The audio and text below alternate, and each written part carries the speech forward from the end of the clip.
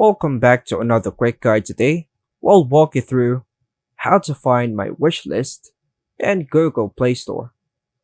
Here are 5 steps to find your wish list in the Google Play Store. First step, open the Google Play Store app. Launch the Google Play Store app on your Android device.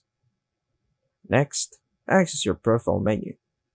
Tap your profile picture at the top right corner of the screen. Open Library.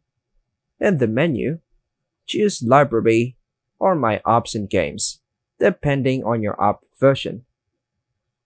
Next, navigate to the wishlist. Scroll down and tap on Wishlist. View saved items. Browse through the apps, games, movies, or books you've added to your wish list.